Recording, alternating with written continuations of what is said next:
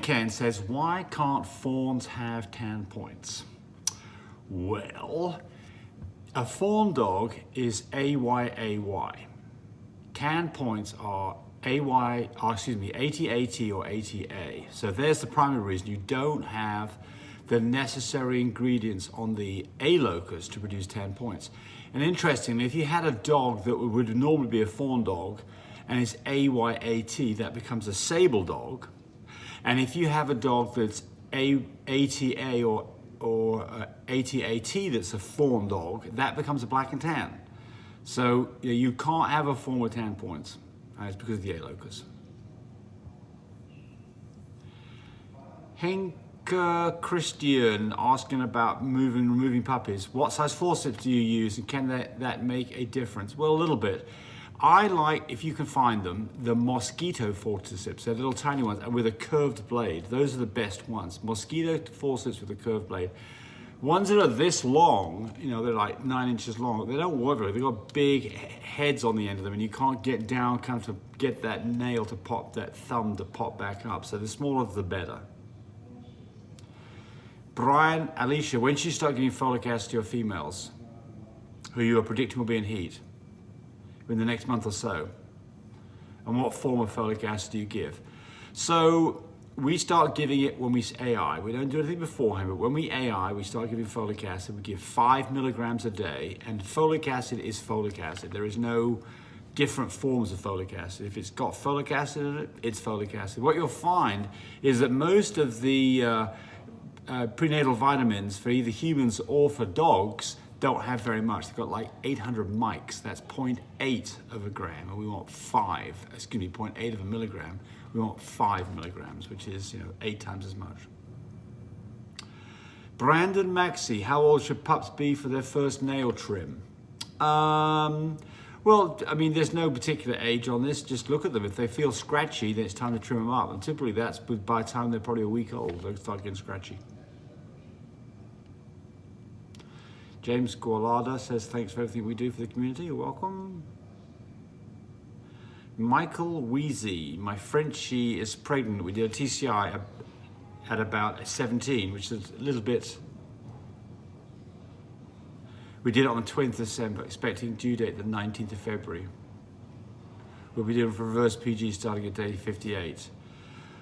Could she possibly be below a 3 at day 59? Would it be safe to take puppies 2 days before a due date if she's below 3 on the reverse PG?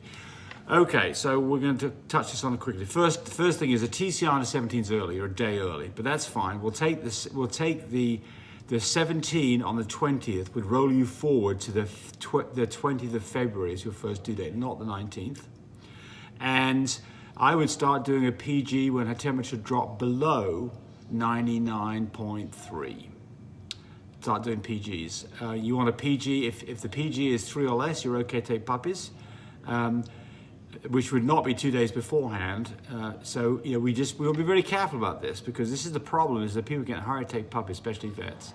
And when you start talking about potentially taking puppies on day 58, that would be 3 days early, and that would be a recipe potentially for disaster.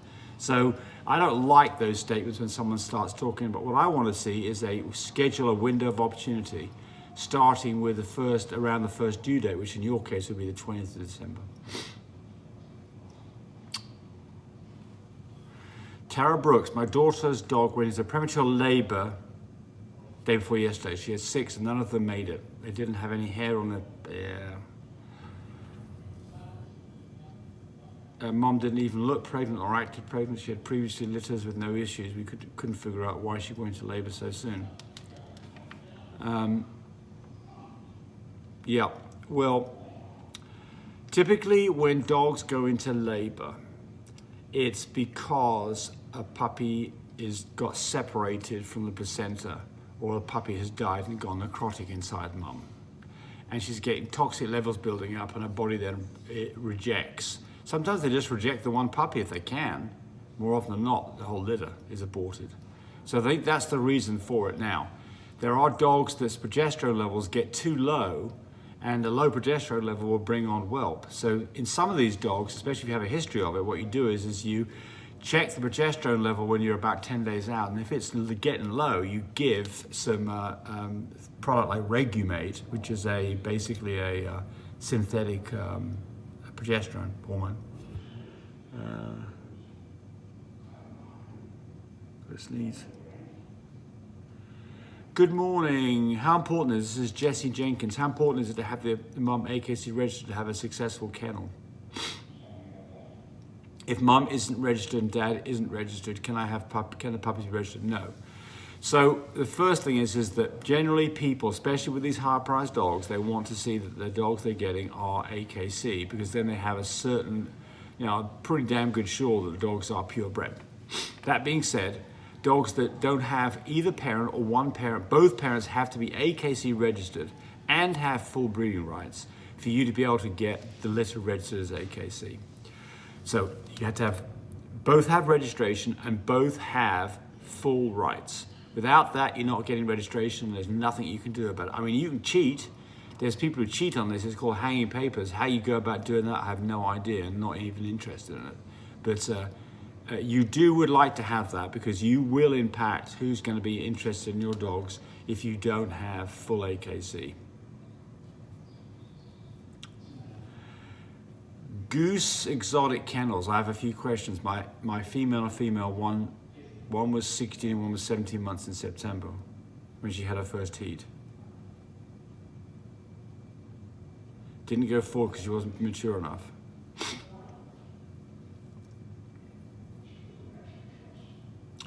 I'm not sure it should be coming around any minute. Just need a few details and help with the situation. My first time doing an AI because my dog's not there, so I can't bring them to the vet. And I tried to get it done, so I'm going to do it myself by learning and watching from you.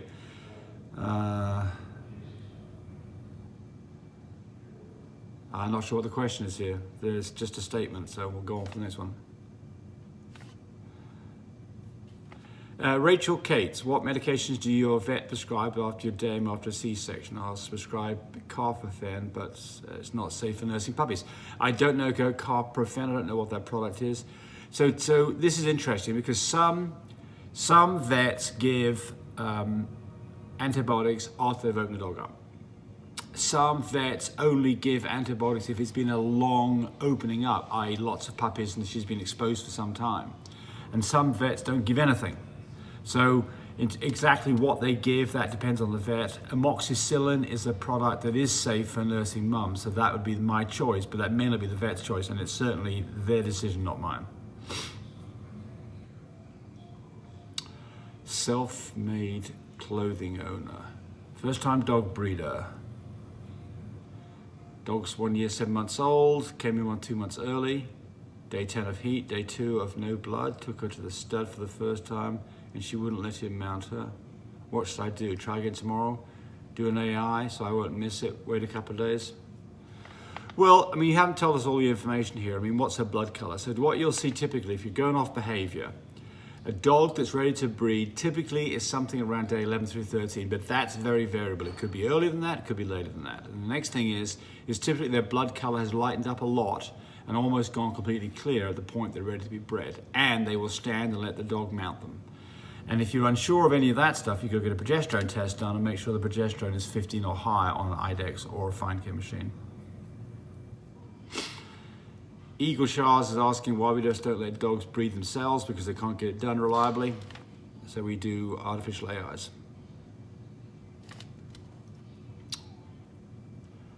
And Michael says, hi James, Tammy, I hope you're both doing well. I've been following you guys for quite a while.